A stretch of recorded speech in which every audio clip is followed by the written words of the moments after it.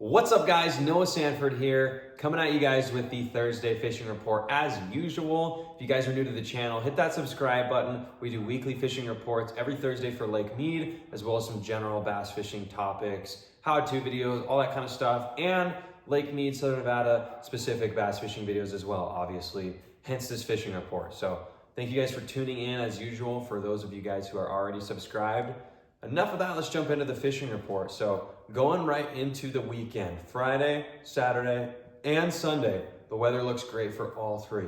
It's supposed to be sunny all 3 days, and there's supposed to be minimal wind all 3 days. So gonna be great conditions all 3 days, no matter when you go out. So if one of those days works for you, get out there on the water, you got no excuse. Let's jump into the water temperatures right now, guys.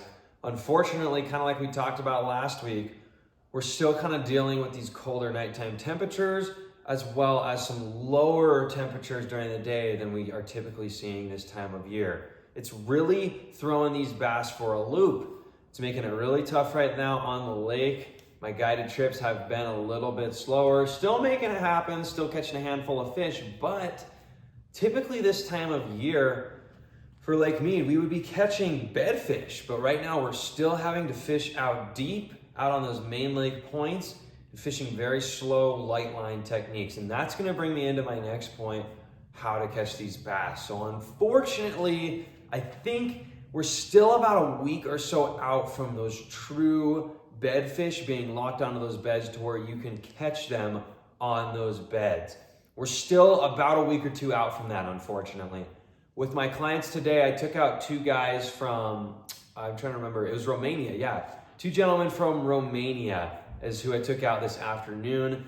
We looked for some beds at the start of the day, didn't see much. Ended up fishing deeper water. We fished steep walls, we fished main lake points, drop-offs, that kind of stuff in 25, 35 feet. Ended up catching a handful of fish, some nice big pre-spawn females. But at the end of our day, when we were going to wrap up, we stopped in one more spot that I had caught a bedfish at a few weeks ago before this cold front came. And those beds are still there, but the bass unfortunately are not.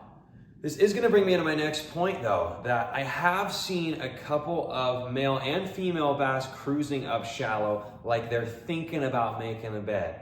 So they're definitely thinking about it, it's getting close, but every time it keeps getting colder like it has been the last week or two, it kind of screws it up and they go out deep again. So luckily, the weather for the next week or so is gonna be nice and warm and nice and sunny and not a lot of wind. So I'm really hoping, fingers crossed, that these bass will stick on these beds, because not only is it gonna make the fishing better, but it's gonna make my life as a guide taking customers out a lot less stressful, because it's pretty much guaranteed that you're gonna catch some fish on beds. So it's gonna bring me into my last point, where to catch these bass and what kind of lures to catch them on.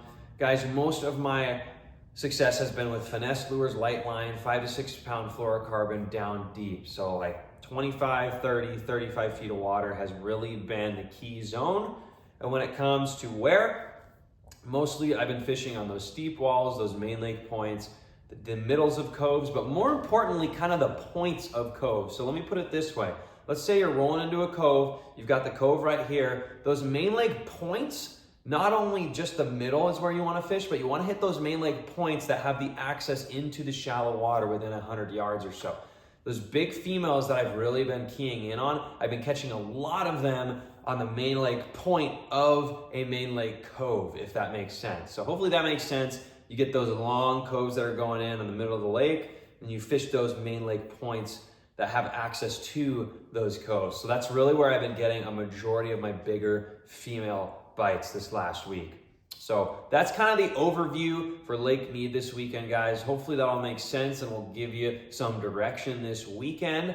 I apologize for the lack of videos recently, guys. I've been absolutely hammered with guided trips, going out virtually every single day for the exception of one or two here and there. So been completely slammed, guys. So that's why the videos have been slowing down.